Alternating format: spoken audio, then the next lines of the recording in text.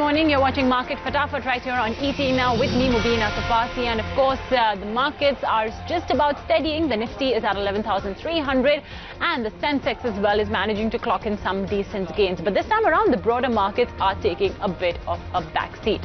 But of course, it's chaos at the airports undoubtedly with the Boeing 737 being grounded, and of course adding to the confusion in Mumbai is the fact that some rundowns as well are at this point of time under pressure. But yeah, focusing for now on Boeing 737 MAX and India joining the backlash, grounding the airline following that wave of suspension by several nations.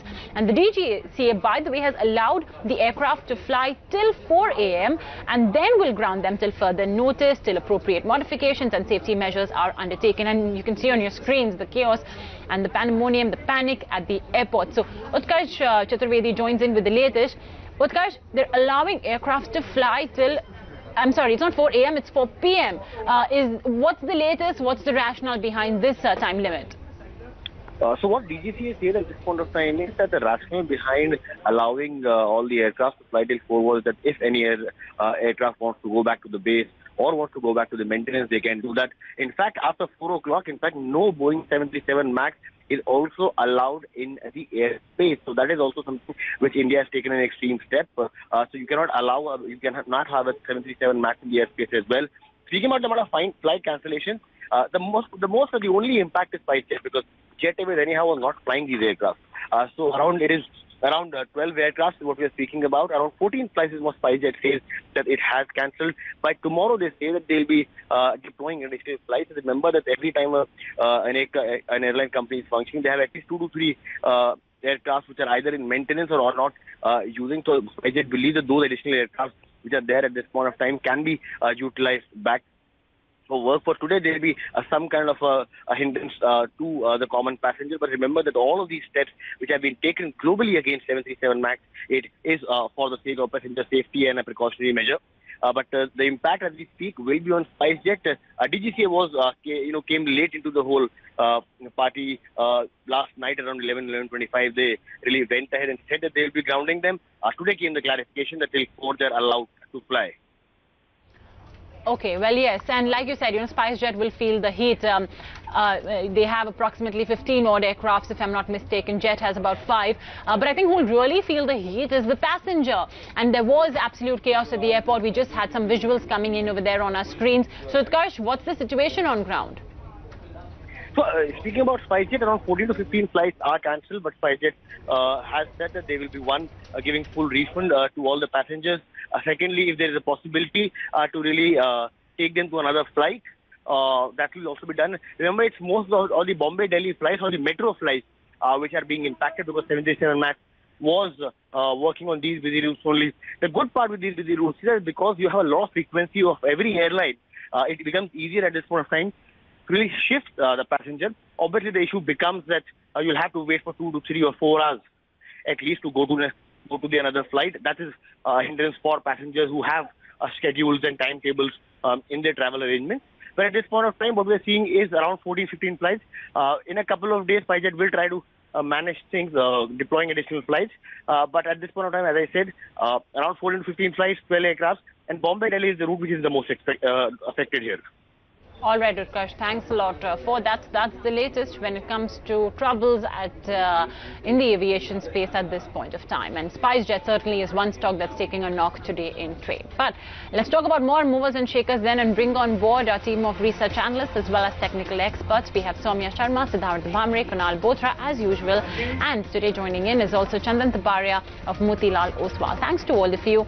And the very first stock we want to flag off is Kotak Bank. It may not be much of a mover as such, but it's important news that's coming in because yesterday we did have the hearing at the Bombay High Court wherein Kotak Bank's counsel, that's Harish Salve, did very clearly tell the High Court that they do have intention to cut down promoters' stake from the existing 30% to 20%. However, they want time until May 2020 to be able to execute the same. Until then, they are asking for protection from the Bombay High Court, interim protection. For now, the Bombay High Court has adjourned the case to the 1st of April. So that's when we will be having our eye out on. Do remember, it's a very, very interesting case because it's the very first time that a bank has actually gone to the courts, knocked on the doors of the courts with respect to an RBI directive.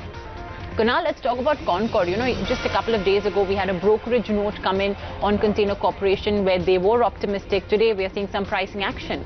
Absolutely, Mubina. And yesterday we saw a good amount of OI built up on Container Corporation. It was up almost 15% in terms of OI, 15-16% odd. It was one of the buy calls which I had suggested at the closing segment as well. So today the stock has rewarded in terms of price performance, but I still strongly believe that this could be a start of a new trend for Container Corporation, and that steady nature of or a gradual nature of uptrend is indicative of very strong volumes as well. So I believe Container Corporation could be a hold even at current levels. I maintain those targets of 540 to 550 range, and stop loss could be trailed higher to almost 510. All right, stock number 3 then. And Chandan, today OMCs are taking a back seat. What's your view on IOC? Yes, just a couple of days back we have seen the strong move and recovery in most of the oil marketing companies. But from last couple of days, these stocks are finding some sort of supply. Especially if I talk about the IOC, the stock has failed to surpass immediate hurdle of 157 zone and finding some selling pressure. So overall trend is taking a pause and the stock has potential to retest the recent breakout before starting the next leg of rally. So here we are expecting a small dip which may take it to 140 to 141 kind of level. Until it doesn't move beyond 157 zone, the range bound move with potential to test the lower zone would be higher in this stock. All right, so that's the view on IOC. Soumya, let's talk about Jet Airways. More aircraft being grounded there. Well, yes, the company has informed that they have grounded 4 more aircrafts due to non-payment of dues to the lessors. Well, with this, the total number of aircraft that has been grounded stands at approximately 32 aircrafts, and the company is saying that it's actively engaging with lessors and is trying to make an effort to minimize this disruption. Well, it's going to be a tough one, minimizing the disruption, because they themselves are not only grounding aircrafts. Now, of course, there's a directive from the DGCA as well regarding the Boeing 737 aircrafts. So that just dialed today. Again, pricing action seen over there, gains of almost about 6.5%. Last 3 weeks, Mubina, the stock has gone up by 20 to 23% if I'm not wrong. And we have been talking about this stock, that how there has been accumulation at lower levels. Now things have not changed. Today too we are seeing significant formation of long positions, and I understand that previous peaks, and those previous peaks I'm talking about were in month of August, and before that July in 2018, that stock faced a stiff resistance around 600 and it corrected. Now today too we are seeing that it's reaching that 600 mark, and from there we are seeing intraday correction. If you can show the intraday chart to our viewers. But then the way statistics are panning out, it seems that that resistance this time would get challenged and seem to be more upside for the stock. All right, another stock that's seeing quite an up move is Pidilite. And Kunal, I think we're seeing this after some time. Absolutely, Mubina. So the stock was broadly consolidating, but in this consolidation it's been managing to take consistent support on the 200 moving average. Now what has transpired is on the daily charts that there is a technical pattern which we call a bullish flag pattern on the daily charts, which is getting formed for the prices, and that should have a strong bullish implication for the stock price of Pidilite, and I believe that the breakout could happen pretty soon for the stock. So I would suggest a buy with 1200 to 1220 as the target range, and stop loss could be placed at 1135. And of course, today itself, Credit Suisse as well has a note on Pidilite. It's a neutral because they are optimistic on earnings, but valuations are something that they are not comfortable with. Biocon, meantime, one of the facilities of Biocon has actually received a Form 483 from the US FDA with 2 observations. So that may be one reason why the stock is coming under pressure. In fact, as we speak, it's at the day's low. But on the flip side, we have Indocount Industries, and look at the surge witnessed even today. Mind you, this is not an isolated move. For the last couple of sessions, we've seen a lot of spark in Indocount Industries. Chandan, what would you make of the move? Yeah, this stock has seen the strong momentum in last 4-5 trading session. It has turned from its deep oversold territory, and mechanical indicator like RSI has also given a buy signal on the same. However, we don't have coverage on the counter, but the stock looks quite strong for a decent move to us 70, and one can continue be with long position by putting support stop loss near to 50 zone. Okay, and another stock that's sparkling today is the eponymous Spark Industries. Soumya, what's the news of here? Well, the company has signed a research and development pact with China's HDFC for new drug molecules. Well, talking about this collaboration, its CEO Anil Raghavan said, "We believe HDFC's unique DNA-encoded library-based screening platform, combined with Spark's in-house research expertise, shall accelerate our drug discovery efforts. We look forward to collaborating with HDFC to bring innovative medicines for patients with serious medical conditions." Well, the stock is up 2% on back of this news flow. All right, so that's Spark for you. So that we were talking about ONGC earlier, about how, this counter is taking it easy now. The PSUs in general today are slightly weakish. What are you observing here? Right observation over there, Movina. If you look at Bank Nifty, it's up by 200 points because of HDFC Bank and all, but Nifty is not going anywhere, and that's adding pressure to. That's because of mainly PSU space, which is not doing well, as you pointed out, right? Now, case in point, ONGC, this is the second day that we are seeing selling pressure in the stock. Volumes are pretty high. In fact, today's volume have already crossed yesterday's volume. Yesterday's volumes were a bit less, but then we are seeing high built up. Now, these might be short positions, but we have seen of late what's happening, that because market is so strong, even on 1 or 2 days when stocks are going down with rise in open interest, we say that those are short, and then third day or fourth day these stocks make new swing highs. So watch out for ONGC and some of the other PSU names where we are seeing a lot of short build up. All right, well, moving on, banking stocks certainly extending their gains. Kunal, IndusInd Bank? Absolutely, Mubina. So IndusInd Bank is also one of the other large cap private sector banks which is trying to make a good comeback. So it's been one of the laggards in terms of the price performance as compared to the other names like ICICI and case in point HDFC Bank as well. But I believe IndusInd Bank has shown some rounding bottom pattern on the daily charts. The last 2 days we've seen some good volume patterns as well for IndusInd Bank, and this breakout of rounding bottom should take the stock higher till almost 1700 to 1750 rupees. So I would suggest a buy in IndusInd Bank at current levels, targets of 1700 plus, and stop us at 1550.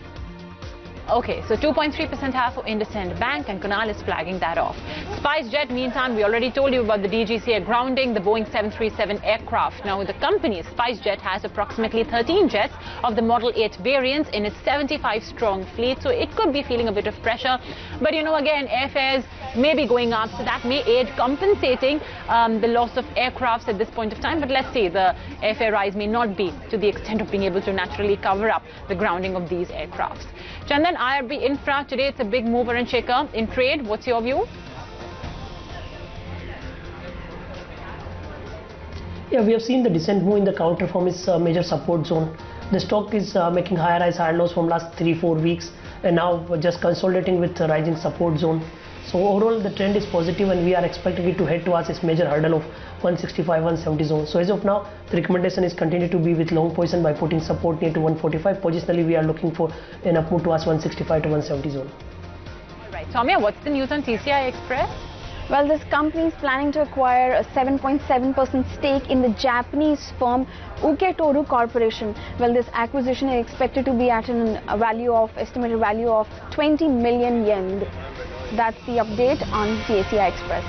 All right, NTPC, meantime, Siddharth, we had seen quite an uptick come by recently, but for the last 2 trading sessions, it's been consolidating.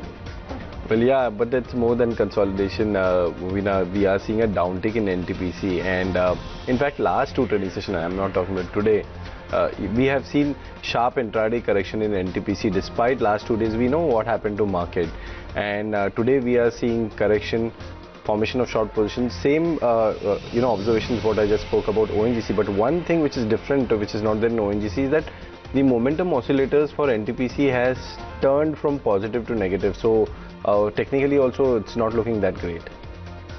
Okay, well, on that note, we'll just take a quick breather right here on Market Fatafat. But if you're one of those marketing enthusiasts who are curious about the changing relationships between cultures and brands, then Starflow, the Change Festival, is where you need to head this weekend.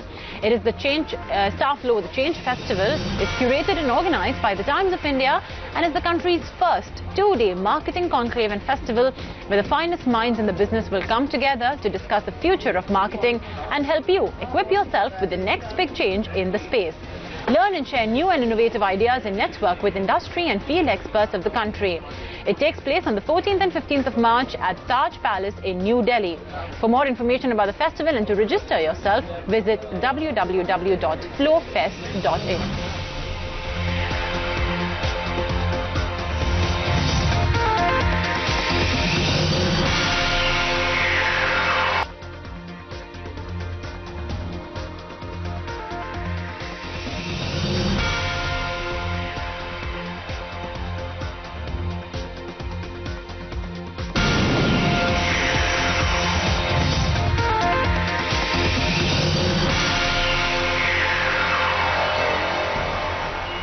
Welcome back. You're watching Market Fatafat right here on ET now. Quickly continuing with the countdown, Kunal. Another day of flagging of Havels. Yes, Mubina, I think this is one of the few mid-cap stocks which is showing some extremely strong and steady signs of a continued momentum. So the stock is already at a fresh swing high, lifetime high. But I believe that with the steadiness of price patterns, the solidity of indicators, I believe that Havels should continue to rise up higher. So I maintain those targets which I've highlighted a couple of days back as well, of closer to 800 to 820 range for Havels in the very near term. All right, so hold on Havels. In the meantime, what's munching in on those gains is Nestle. Macquarie and CLSA both have maintained an outperform stance on this FMCG major. Macquarie believes that chocolates and beverages will be able to really rake in those market share gains, and it is one of their top picks in the Indian consumer space. While CLSA says that the management commentary that came in from Nestle does point to the fact that that cycle of up move or gains will continue once again in Nestle, and that's the reason why they as well have an outperform stance.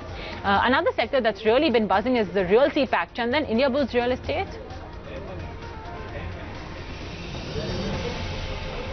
Yes, this stock has done well recently. It has surpassed its falling supply trend line, and technically also it is forming an inverse head and shoulder pattern on the daily scale, which has bullish implication. So stock looks quite promising for an up move towards 1992. One can continue to be with long position or can add long position by putting support near to 77 zone. Okay, all right.